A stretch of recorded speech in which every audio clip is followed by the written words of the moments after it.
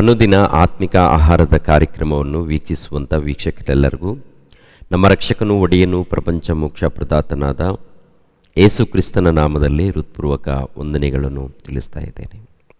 ಸಮಾಧಾನವು, ಸಂತೋಷವು, ಆತ್ಮಿಕ ಆಶೀರ್ವಾದವು, ಆರೋಗ್ಯವು ಸಮಸ್ತವನ್ನು ತಂದೆಯಾದ ದೇವರು ಅನುಗ್ರಹಿಸಲಿ ಎಂದು ದೇವರನ್ನು ಪ್ರಾರ್ಥಿಸುತ್ತೇನೆ. ದೇವರ ನಾಮಕ್ಕೆ ಸ್ತೋತ್ರವಾಗಲಿ. ಈ ದಿನ ಮತ್ತೊಂದು ಅಂಶವನ್ನು ನಿಮ್ಮೊಟ್ಟಿಗೆ ಮಾತನಾಡೋದಕ್ಕೆ ಸಿದ್ಧನಾಗಿದ್ದೇನೆ. ಉಪದ್ರವಗಳಲ್ಲಿ ಉಲ್ಲಾಸವಾಗಿರಲು ಸಾಧ್ಯವು ಎಂಬ ಅಂಶವನ್ನು ನಿಮ್ಮೊಟ್ಟಿಗೆ ಮಾತನಾಡ್ತಾ ಇದ್ದೀನಿ. ಪ್ರಿಯರಾದ ದೇವರ ಮಕ್ಕಳಿರ, ಉಪದ್ರವಗಳು ಅಂದಾಗ ಸಂಕಟಗಳು, ಶೋಧನೆಗಳು, ಶ್ರಮೆಗಳು, ಹಿಂಸೆಗಳು ಯಾವುದೇ ಆಗಿರ್ಬೋದು. ಉಪದ್ರವ ನಮ್ಮ ಜೀವನದಲ್ಲಿ, ನಮ್ಮ ಮನೆಯಲ್ಲಿ, ಇಲ್ಲ ನಮ್ಮ ಸಭೆಯಲ್ಲಿ, ನಮ್ಮ ಜೀವನದಲ್ಲಿ ಒಂದು ರೀತಿಯಲ್ಲಿ ಉಪದ್ರವಗಳು ಬರ್ತಾ ಇರುತ್ತೆ.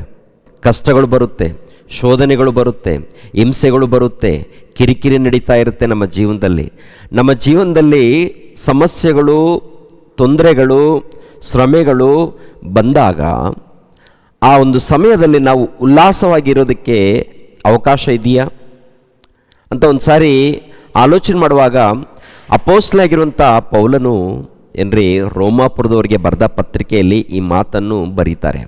ಒಂದು ಸಾರಿ ಆ ಮಾತನ್ನು ನಾವು ನೋಡೋಣ. ರೋಮಾಪುರದವರಿಗೆ ಬರೆದ ಪತ್ರಿಕೆ 5ನೇ ಅಧ್ಯಾಯ 3ನೇ ವಚನ 4ನೇ ವಚನವನ್ನು ನೋಡೋಣ.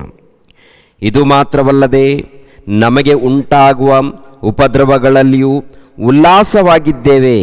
ಯಾಕೆಂದರೆ ಉಪದ್ರವದಿಂದ ತಾಳ್ಮೆ ಹುಟ್ಟುತ್ತದೆ, ತಾಳ್ಮೆಯಿಂದ ಅನುಭವ ಸಿದ್ಧಿ ಹುಟ್ಟುತ್ತದೆ, ಅನುಭವದಿಂದ ನಿರೀಕ್ಷಣ ಹುಟ್ಟುತ್ತದೆಂದು ಬಲ್ಲೆವು.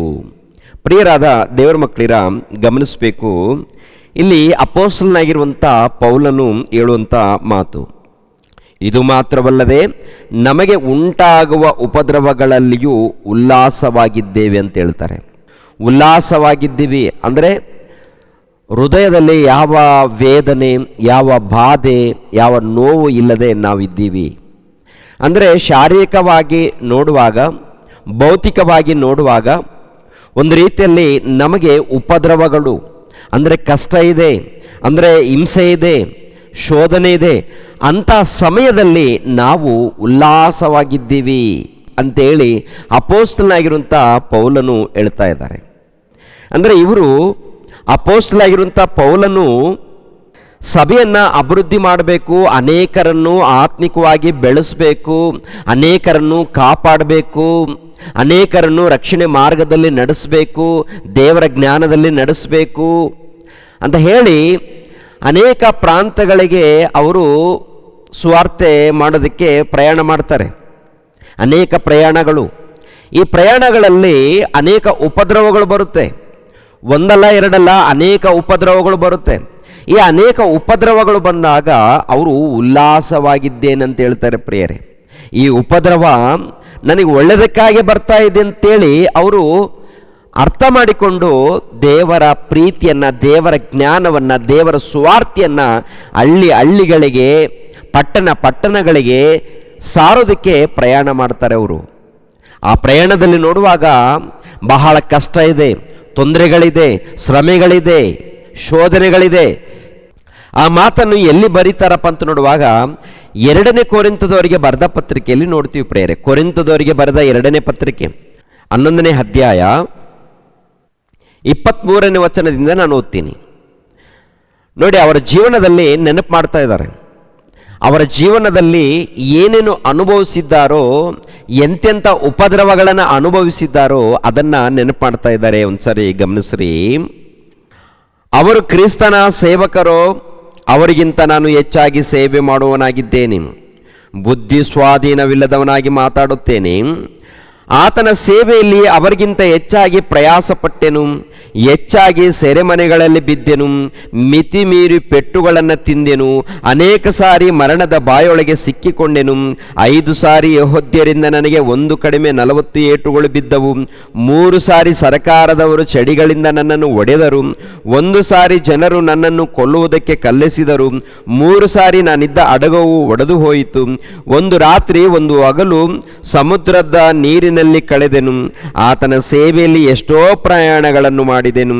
ನದಿಗಳ ಅಪಾಯವು, ಕಳ್ಳರ ಅಪಾಯವು, ಸ್ವಂತ ಜನರಿಂದ ಅಪಾಯಗಳು, ಅನ್ಯ ಜನರಿಂದ ಅಪಾಯಗಳು, ಪಟ್ಟಣಗಳಲ್ಲಿ ಅಪಾಯಗಳು, ಕಾಡಿನಲ್ಲಿ ಅಪಾಯಗಳು, ಸಮುದ್ರದಲ್ಲಿ ಅಪಾಯಗಳು, ಸುಳ್ಳು ಸಹೋದರರೊಳಗೆ ಇರುವಾಗ ಅಪಾಯಗಳು ನನಗೆ ಸಂಭವಿಸಿದವು. ಪ್ರಯಾಸ ಪರಿಶ್ರಮಗಳಿಂದ ಕೆಲಸ ನಡೆಸಿ ಅನೇಕ ಸಾರಿ ನಿದ್ದೆಗೆಟ್ಟು ಹಸಿವೆ ಬಾಯಾರಿಕೆಗಳನ್ನು ಪಟ್ಟು ಅನೇಕ ಸಾರಿ ಉಪವಾಸವಾಗಿಯೂ ಚಳಿಯಲ್ಲಿಯೂ ವಸ್ತ್ರವಿಲ್ಲದೆಯೂ ಇದ್ದು ಆತನನ್ನು ಸೇವಿಸಿದೆನು. ಅಂದ್ರೆ ನೋಡಿ, ಅಪೊಸ್ತಲನಾಗಿರುವಂಥ ಪೌಲನು ಹೇಳುವಂಥ ಮಾತು ಅನುಭವದ ಮಾತು. ತಮ್ಮ ಜೀವಿತದಲ್ಲಿ ಅನುಭವಿಸಿರುವಂಥ ಕಷ್ಟಗಳು, ತಮ್ಮ ಬದುಕಿನಲ್ಲಿ ಅನೇಕ ಉಪದ್ರವಗಳನ್ನು ಅನುಭವಿಸಿದ್ದಾರಲ್ಲ, ಅದನ್ನು ವಿವರವಾಗಿ ತಿಳಿಸ್ತಾ ಇದ್ದಾರೆ. ಅಂದರೆ ನಾನು ಅನೇಕ ಉಪದ್ರವಗಳನ್ನು ಅನುಭವಿಸಿದ್ದೀನಿ, ನಾನು ಮಾತ್ರವಲ್ಲ ನನ್ನ ಜೊತೆಯಲ್ಲಿ ಇದ್ದವರು ಕೂಡ ಅನೇಕ ಉಪದ್ರವಗಳನ್ನು ಅನುಭವಿಸಿದ್ದಾರೆ, ಕಷ್ಟಗಳನ್ನು ಅನುಭವಿಸಿದ್ದಾರೆ. ಈ ಕಷ್ಟದಲ್ಲಿ, ಈ ಉಪದ್ರವದಲ್ಲಿ ನಾವೆಲ್ಲರೂ ಆನಂದವಾಗಿದ್ದೇವೆ, ನಾವೆಲ್ಲರೂ ಸಂತೋಷವಾಗಿದ್ದೇವೆ, ನಾವೆಲ್ಲರೂ ಉಲ್ಲಾಸವಾಗಿದ್ದೇವೆ ಅಂತೇಳಿ ಅವರು ಕೊಡುವಂಥ ಉತ್ತರ ಪ್ರಿಯರೇ. ಇವಾಗ ನಮ್ಮ ಜೀವನದಲ್ಲಿ ಮನೆಯಲ್ಲಿ ಅಂದರೆ ನಾವು ಪ್ರಾರ್ಥನೆಯಲ್ಲಿ ಇರ್ತೀವಿ, ಆರಾಧನೆ ಮಾಡ್ತಾ ಇರ್ತೀವಿ, ದೇವರನ್ನು ಧ್ಯಾನಿಸ್ತಾ ಇರ್ತೀವಿ, ದೇವರ ವಾಕ್ಯಗಳನ್ನು ಓದ್ತಾ ಇರ್ತೀವಿ, ಪ್ರಾರ್ಥನೆ ಮಾಡ್ತಾ ಇರ್ತೀವಿ. ನಮ್ಮ ಜೀವನದಲ್ಲಿ ಒಂದು ವೇಳೆ ಸಮಸ್ಯೆಗಳು ಬಂದಾಗ ಏನು ಅಂದುಕೊಳ್ತೀವಿ, ಉಪದ್ರವಗಳು ಬಂದಾಗ ಏನು ಅಂದುಕೊಳ್ತೀವಿ, ಶೋಧನೆಗಳು ಬಂದಾಗ ಏನು ಅಂದುಕೊಳ್ತೀವಿ? ಹೌದಲ್ವಾ? ನಮ್ಮ ಜೀವನದಲ್ಲಿ ಶೋಧನೆಗಳು ಬರ್ಬೋದು. ಯಾರ ಮೂಲಕ? ಗಂಡ ಹೆಂಡತಿ ಮೂಲಕ ಶೋಧನೆಗಳು ಬರ್ಬೋದು. ಬಂದಾಗ ನಾವು ಏನು ಅಂದುಕೊಳ್ತೀವಿ? ತಂದೆ ಮಕ್ಕಳ ಮೂಲಕ ಬರ್ಬೋದು, ಸ್ನೇಹಿತರ ಮೂಲಕ ಬರ್ಬೋದು, ಅಣ್ಣ ತಮ್ಮಂದಿರ ಮೂಲಕ ಬರ್ಬೋದು. ಏನು ಆಲೋಚನೆ ಮಾಡ್ತೀವಿ ಪ್ರಿಯರೇ? ಒಂದ್ಸಾರಿ ಯೋಚನೆ ಮಾಡಿ. ಮನೆಯಲ್ಲೇ ಕಷ್ಟ ನಷ್ಟ ಶೋಧನೆ ಇದ್ದಾಗ ಏನು ಯೋಚನೆ ಮಾಡ್ತೀವಿ? ಗಂಡ ಹೆಂಡತಿ ಮಧ್ಯದಲ್ಲಿ ಶೋಧನೆಗಳು ಬಂದಿದೆ ಅಂತ ತಿಳ್ಕೊಳ್ಳಿ, ಗಂಡ ಹೆಂಡತಿ ಮಧ್ಯದಲ್ಲಿ ಉಪದ್ರವಗಳು ಬಂದಿದೆ ಅಂತ ತಿಳ್ಕೊಳ್ಳಿ. ಅವು ಏನು ಯೋಚನೆ ಮಾಡ್ತೀವಿ? ಅಯ್ಯೋ ಈ ಶೋಧನೆ ಯಾಕೆ? ಅಂದರೆ ಪ್ರಾರ್ಥನೆಯಲ್ಲಿ, ಆರಾಧನೆಯಲ್ಲಿ, ಭಕ್ತಿಯಲ್ಲಿದ್ದಾಗ, ಧ್ಯಾನದಲ್ಲಿದ್ದಾಗ ಈ ರೀತಿ ಶೋಧನೆಗಳು ಬಂದರೆ ಏನು ಯೋಚನೆ ಮಾಡ್ತೀವಿ ಪ್ರಿಯರಾದ ದೇವರ ಮಕ್ಕಳಿರ? ನಾವು ಪ್ರಾರ್ಥನೆ ಮಾಡ್ತಾ ಇದ್ದೀವಲ್ವಾ, ನಾವು ಆರಾಧನೆಗೆ ಹೋಗ್ತಾ ಇದ್ದೀವಿ, ಯಾಕೆ ನಮ್ಮ ಸಮಸ್ಯೆಗಳು ಪರಿಹಾರವಾಗ್ತಾ ಇಲ್ವಾ ಅಂತೇಳಿ ಒಂದು ರೀತಿಯಲ್ಲಿ ಅನುಮಾನ ಬರ್ತಾ ಇದೆಯಾ? ಇಲ್ಲ ಪ್ರಿಯರೇ, ಎಂದಿಗೂ ಆ ರೀತಿ ಯೋಚನೆ ಮಾಡಬಾರ್ದು. ಯಾಕೆಂದರೆ ಈ ಜೀವನದಲ್ಲಿ ಕಷ್ಟ ಇರುತ್ತೆ, ಶೋಧನೆಗಳಿರುತ್ತೆ, ಸಮಸ್ಯೆಗಳಿರುತ್ತೆ. ಏನೇ ಇರಲಿ ಅವೆಲ್ಲವನ್ನು ಕೂಡ ಸಹಿಸಿಕೊಂಡು ಮುಂದೆ ಹೋದಾಗ ಪ್ರಿಯರೇ ಅದ್ಭುತ ರೀ. ತಂದೆಯ ಮೂಲಕ ನಿಮಗೆ ಶೋಧನೆ ಬರ್ಬೋದು, ತಾಯಿಯ ಮೂಲಕ ನಿಮಗೆ ಶೋಧನೆ ಬರ್ಬೋದು, ಹೆಂಡತಿ ಮೂಲಕ ನಿಮಗೆ ಕಿರಿಕಿರಿ ಉಪದ್ರವಗಳು ಬರ್ಬೋದು, ಗಂಡನ ಮೂಲಕ ನಿಮಗೆ ಉಪದ್ರವಗಳು ಬರ್ಬೋದು. ಏನೇ ಇದ್ದಾಗಲೂ ದೇವರನ್ನ ನೆನೆಸ್ಕೊಂಡು ಆ ದೇವರನ್ನ ನೋಡುತ್ತಾ ಮುಂದೆ ಹೋಗಬೇಕು. ಈ ಭಕ್ತಿಯಲ್ಲಿ, ಈ ಜೀವನದಲ್ಲಿ, ಈ ಬದುಕಿನಲ್ಲಿ ಅನೇಕ ಹೋರಾಟ ಇರುತ್ತೆ. ಈ ಹೋರಾಟದಲ್ಲಿ ನಾವು ಗೆಲ್ಲಬೇಕು, ನಾವು ಜಯಶಾಲಿಗಳಾಗಿ ನಿಲ್ಲಬೇಕು. ದೇವರಿಗೋಸ್ಕರ ನಾವು ಪ್ರಯಾಸ ಪಡಬೇಕು. ಆ ರೀತಿ ದೇವರಿಗೋಸ್ಕರ ಪ್ರಯಾಸ ಪಟ್ಟಾಗ, ನಿಂತಾಗ ಅದ್ಭುತವಾಗಿ ಜೀವನ ಇರುತ್ತೆ ಪ್ರಿಯರೇ. ಅದೇ ರೋಮಾಪುರದವರಿಗೆ ಬರೆದ ಪತ್ರಿಕೆ ಕೆಳಗಡೆ ಮಾತನ್ನು ನಾವು ಗಮನಿಸೋಣ. 5ನೇ ಅಧ್ಯಾಯ 4ನೇ ವಚನ. ಯಾಕೆಂದರೆ ಉಪದ್ರವದಿಂದ ತಾಳ್ಮೆ ಹುಟ್ಟುತ್ತದೆ, ತಾಳ್ಮೆಯಿಂದ ಅನುಭವ ಸಿದ್ಧಿ ಹುಟ್ಟುತ್ತದೆ, ಅನುಭವದಿಂದ ನಿರೀಕ್ಷಣ ಹುಟ್ಟುತ್ತದೆ ಎಂದು ಬಲ್ಲೆವು. ನಿರೀಕ್ಷಣ ಅಂದರೆ ನಮಗೆ ನಿತ್ಯ ಜೀವ ಸಿಗುತ್ತೆ, ಆ ಪರಲೋಕವನ್ನು ನಾವು ಪಡ್ಕೊಳ್ತೀವಿ ಎಂಬುವಂಥ ಭರವಸೆ ಏನ್ರಿ ಇನ್ನೂ ದೃಢವಾಗುತ್ತೆ ಪ್ರಿಯರೇ. ಈ ಲೋಕದಲ್ಲಿ ಉಪದ್ರವಗಳಿರುತ್ತೆ, ಶೋಧನೆಗಳಿರುತ್ತೆ, ಕಷ್ಟಗಳಿರುತ್ತೆ.